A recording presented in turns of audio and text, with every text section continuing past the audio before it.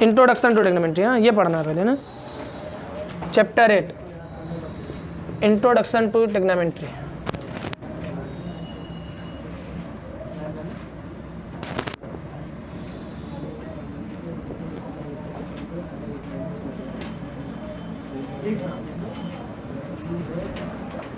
ठीक है, इस चैप्टर को हम लोग को पढ़ना है, इंट्रोडक्शन टू ट्रिग्नोमेट्री। ठीक है,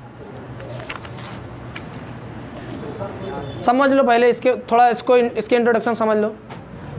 जैसे आपके पास एक ट्रायंगल हो, ठीक है ना, एक ट्रायंगल हो आपके पास, इस पर कोई एक एंगल 90 डिग्री का हो, ABC एक ट्रायंगल है, इस पे एंगल भी क्या हो 90 डिग्री का हो, तो एंगल B, ये जो एंगल B है इसके सामने वाली जो साइड होती है इसको क्या कहते हैं, हाइपोटेनियस। ठीक है ना, हाँ। और अगर आप एंगल को C से देख रहे हो, कहाँ से, मतलब थीटा एक एंगल बन रहा है C पे, अगर आप एंगल को C से देख रहे हो तब जहाँ पे C है, मतलब जहाँ पे एंगल थीटा है वो क्या होता है, बेस। ठीक है, और सामने वाला, थीटा के सामने वाला क्या हो जाता है, अल्टीट्यूड, ये परपेंडिकुलर हो जाएगा।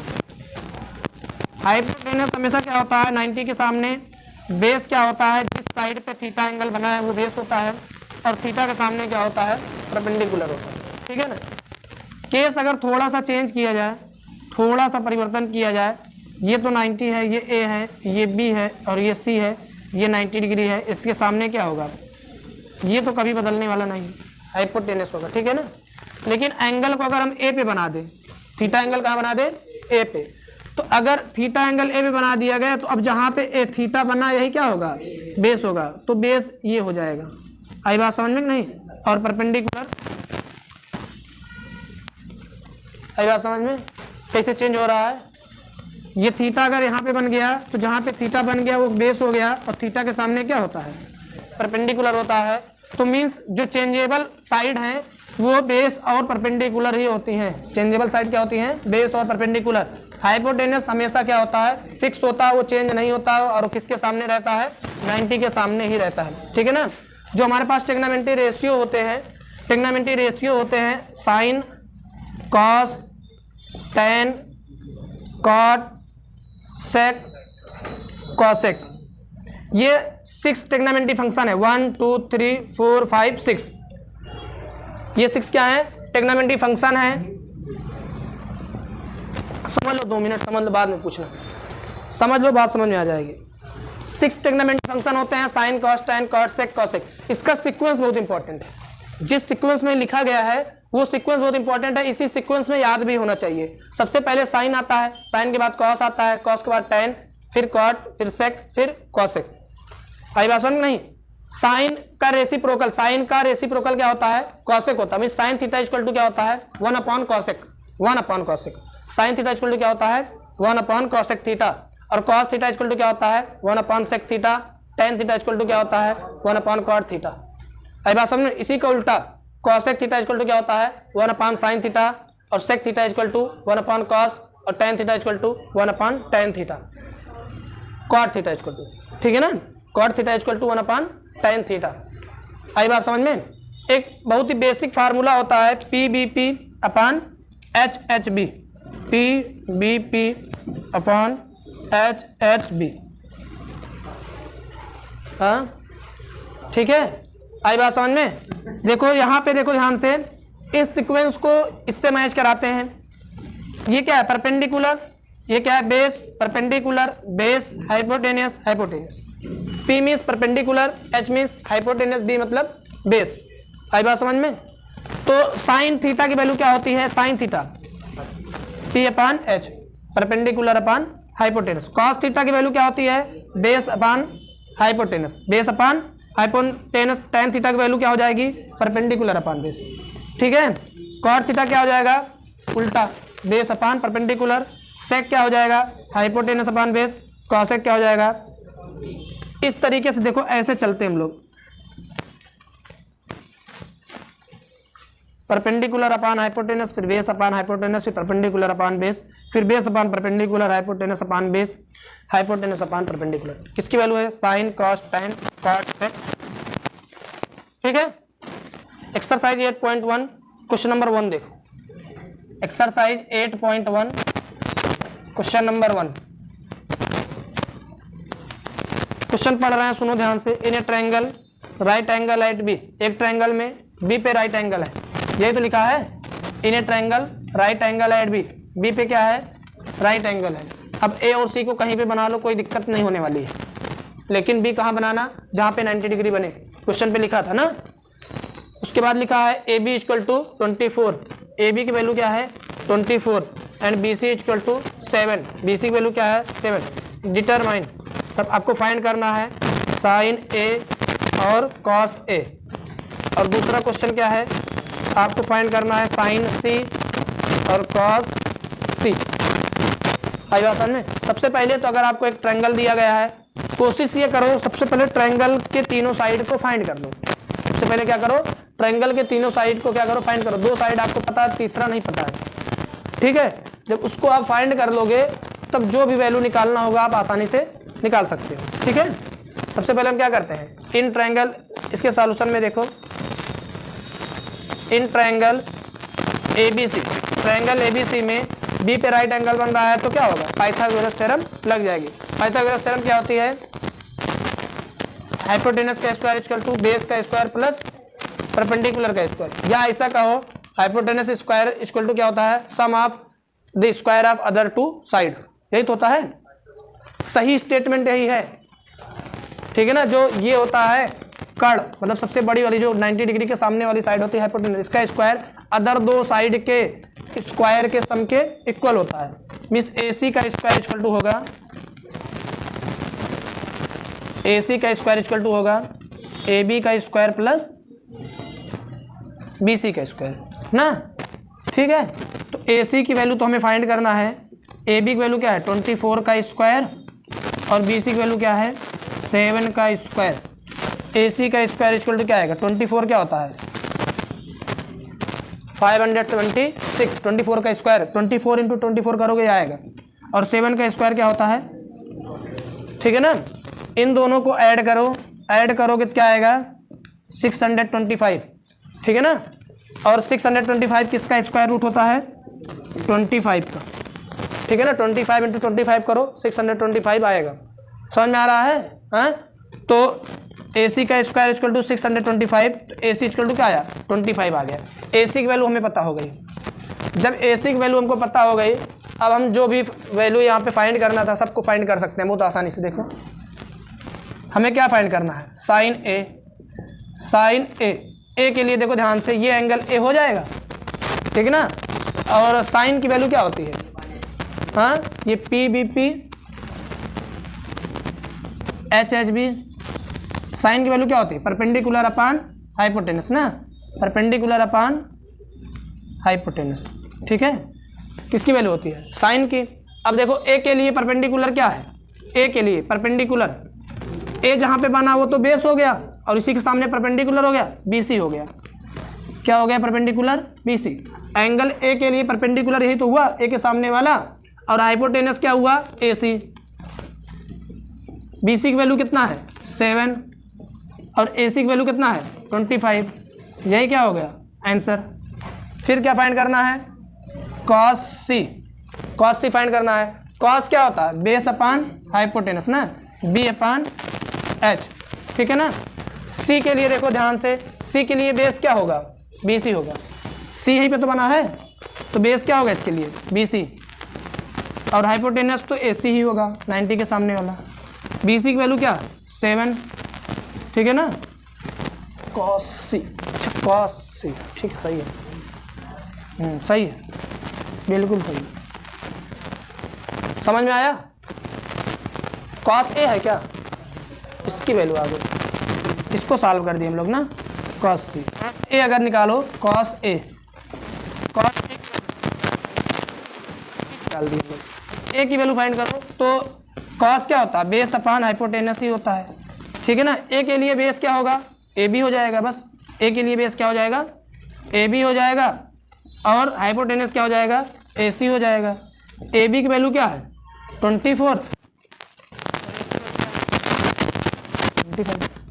और क्या बचा, ये निकल गया, ये निकल गया, ये निकल गया ना, साइन सी बचा। साइन सी, साइन क्या होता है, परपेंडिकुलर अपॉन हाइपोटेनस। तो सी के लिए परपेंडिकुलर क्या होगा, सी के लिए परपेंडिकुलर क्या होगा, ए बी होगा, और हाइपोटेनस ए सी होगा। ए बी की वैल्यू 24, ये चारों आंसर हो जाएंगे। नोट कर लो, समझ में आया। सिर्फ एक फार्मूले से सब कुछ निकल रहा है भाई, P B P upon H H B. ये सही से ध्यान से अप्लाई कर लोगे तो सब वैल्यू निकल जाएगी।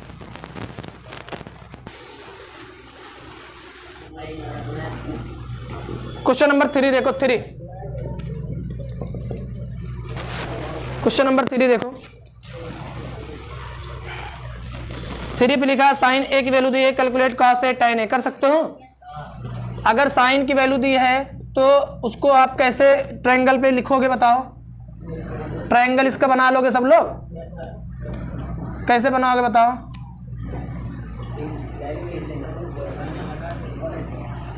साइन ए की वैल्यू दी गई है, तो अब जिसकी वैल्यू दी गई है वो तो क्या नहीं हो सकता, राइट एंगल। ए राइट एंगल नहीं हो सकता, सीधी बात। ये क्या है, या तो यहाँ लिखा जाएगा या तो यहाँ लिखो, यहीं पे लिख लो, बी को राइट एंगल बना लो, ठीक है ना, और इसको लिख लो, ठीक है। साइन क्या होता है, परपेंडिकुलर अपॉन, यही तो होता है। ये 4 हो गया और ये क्या हो गया, परपेंडिकुलर। ए के लिए ना परपेंडिकुलर ये तो होगा, तो इसकी वैल्यू क्या आएगी बताओ। 5 ना, गलत कर दिए तुम लोग, √7 आएगी। ऐसा कुछ आई थी ना। इसको सॉल्व करोगे पाइथागोरस थ्योरम से तो क्या हो जाएगा, 4 का स्क्वायर इक्वल टू 3 का स्क्वायर प्लस AB का स्क्वायर ना, क्या 5 आएगा 16, और ये 3 इधर आएगा तो 3 का स्क्वायर 9, AB का स्क्वायर इक्वल टू क्या हुआ, AB का स्क्वायर इक्वल टू 7। तो AB की वैल्यू क्या हो गई, √7। AB की वैल्यू क्या आएगी, √7 आएगी। समझ में आ रहा है नहीं। देखो जो तुम लोग तुक्का लगा रहे हैं, तुक्का तभी लगेगा जब यहाँ 5 लिखा रहेगा, नहीं तुक्का फेल हो जाएगा। नंबर ना याद करो, यहाँ पे ये चीज़ भी याद करना बहुत ज़रूरी है। यहाँ पे 13, यहाँ पे 5, यहाँ पे 10, यही सब लिखा रहेगा, क्योंकि हाइपोटेनस कभी चेंज नहीं होता, हम बताए थे। उसको क्या चेंज कर रहे हो, ये सोच रहे हो कि 3 और 4 आगे लाओ ये 5 लिख दे। सबसे बड़ी वैल्यू तो यही होती है। जब सबसे बड़ी वैल्यू 4 हो गई है तो उससे समझ ही जाओ, उससे छोटी वैल्यू ही आएगी। ए बी वैल्यू क्या आएगी, √7 आएगी। अब क्या क्या निकालना है बताओ, क्या क्या निकालना है, cos A tan A। cos की वैल्यू क्या होती है, cos B अपान A के लिए बेस क्या है, AB। क्या चीज, cos तो है, क्या क्या निकालना था,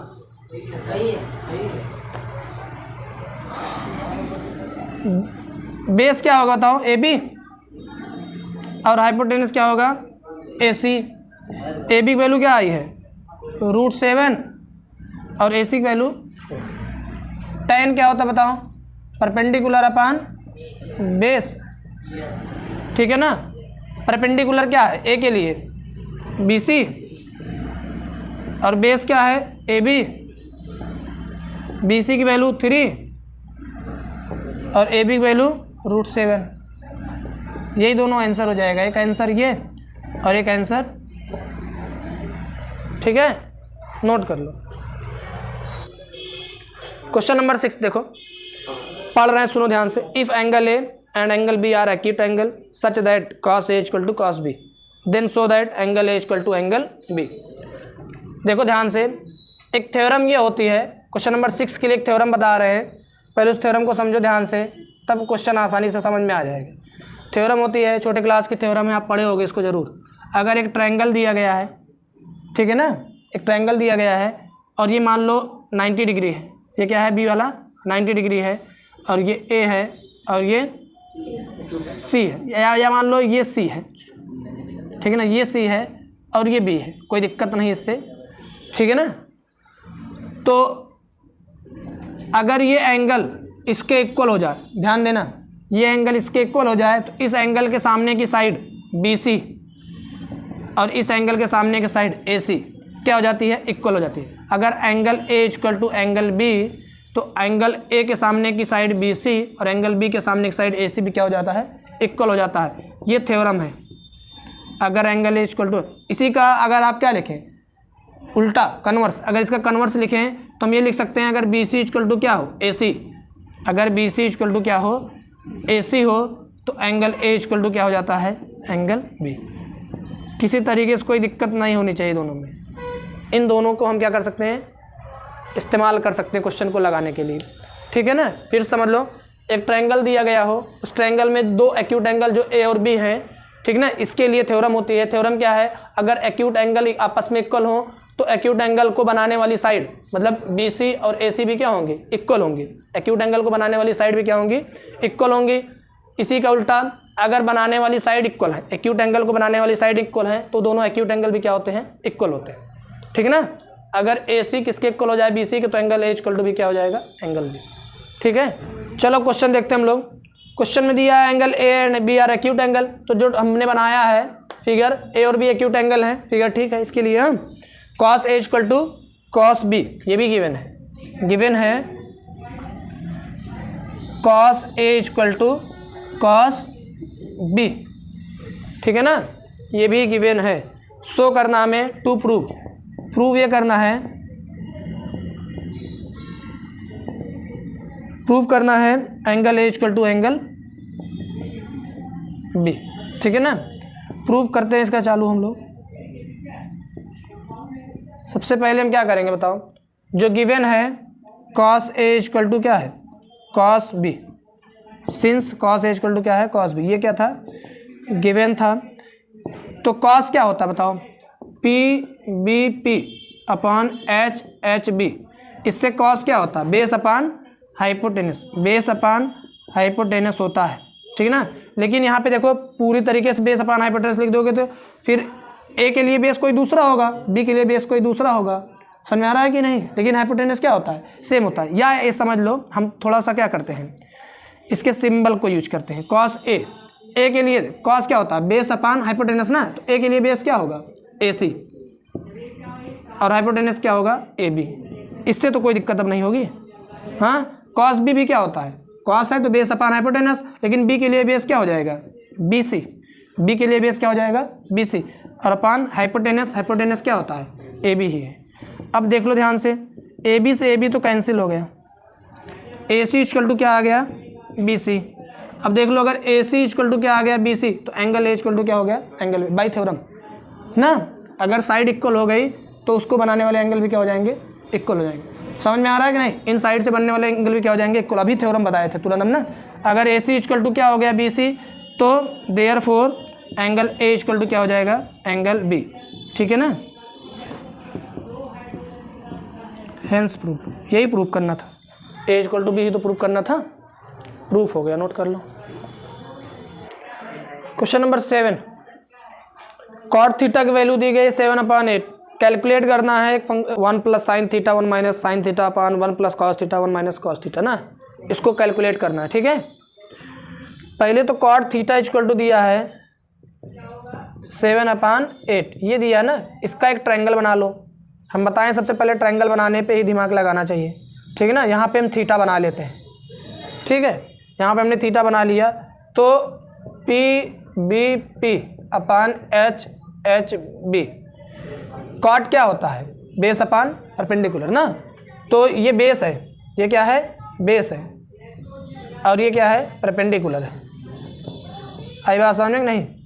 तो आपको क्या निकालना है, हाइपोटेनस निकालना है। हाइपोटेनस क्या होगा बताओ, हाँ, अंडर रूट, गलत, क्यों, 8 का स्क्वायर प्लस 7 का स्क्वायर, अंडर रूट 8 का स्क्वायर प्लस 7 का स्क्वायर, इसकी वैल्यू क्या आएगी, अंडर रूट 8 का स्क्वायर प्लस 7 का स्क्वायर, यही तो होता है। हाँ, हाइपोटेनस का स्क्वायर इक्वल टू क्या होता है, बेस का स्क्वायर प्लस परपेंडिकुलर का स्क्वायर, फिर स्क्वायर रूट उधर जाएगा, क्या बनेगा, अंडर रूट बनेगा। ये क्या आ जाएगा, हाँ, 113 ही तो आएगा ना। समझ में आ रहा ना।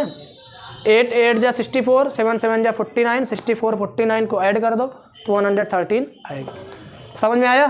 हाँ, इसकी वैल्यू क्या आएगी? 113 आएगी। किसकी? हाइपोटेनस की। ठीक है ना। अब देखो ध्यान से, आपको लिखना क्या है? 1 plus sine theta 1 minus sine theta की वैल्यू लिखना है। ठीक है ना। 1 plus sine theta 1 minus sine theta upon 1 plus cos theta 1 minus cos theta, इसकी वैल्यू को लिखना है। ठीक है ना। इसकी वैल्यू फाइंड करना है। तो 1 plus sine theta, sine theta क्या होगा? बेस अपान, नहीं, परपेंडिकुलर अपान हाइपोटेनस ना। यहाँ से देखो, अगर आप साइन थीटा लिख लो, साइन थीटा क्या होता है? परपेंडिकुलर अपान हाइपोटेनस ना, परपेंडिकुलर अपान हाइपोटेनस। तो थीटा के लिए परपेंडिकुलर क्या होगा? 8 हो जाएगा, और हाइपोटेनस की वैल्यू क्या हो जाएगी? 113 हो जाएगी। ठीक है ना। 8 अपान 113, साइन थीटा की वैल्यू आ गई। 1 प्लस साइन थीटा क्या हो गया? 8 अपान 113 स्क्वायर रूट में ना। फिर 1 माइनस साइन थीटा 8 अपान 113 अपॉन 1 प्लस कॉस थीटा की वैल्यू क्या हो जाएगी? कॉस थीटा की वैल्यू, कॉस थीटा क्या होता है? Base upon hypotenuse. बेस क्या है? 7 अपान 113। तो कॉस थीटा की वैल्यू क्या हो जाएगी? 7 अपान 113। ठीक है। 1 माइनस कॉस थीटा 7 अपान 113। ठीक है। इसी कैलकुलेशन को सॉल्व करना, यहाँ पे सॉल्व कर दे रहे हैं। a plus B, A minus B क्या होता है? A square minus B square. तो 1 का स्क्वायर करोगे 1 ही आएगा, और इसका स्क्वायर करोगे 8 का स्क्वायर क्या हो जाएगा? 64। 8 का स्क्वायर क्या हो जाएगा? 64, और स्क्वायर रूट का स्क्वायर होगा तो स्क्वायर रूट हट जाएगा। समझ में आया? इसी तरीके से ये क्या होगा? ए स्क्वायर माइनस बी स्क्वायर होगा तो 1 का स्क्वायर 1 आएगा, माइनस 7 का स्क्वायर 49 अपान 113। एलसीएम ले लो, 113 माइनस 64 करो तो क्या हो जाएगा? 49। 113 का 1 से मल्टीप्लाई हुआ तो 113 आया, माइनस 64 कर दिए तो क्या आया? 49 आएगा अपान 113। और इसका एलसीएम ले लो, 113 का 1 से हुआ तो 113 आया, 49 ने माइनस किया तो क्या बचा? 64। ये कट गया 49 अपान, ये आंसर हो जाएगा। कटेगा नहीं, कहाँ कटेगा? नहीं कटेगा। नोट कर लो, ये आंसर हो जाएगा 49 अपान 64।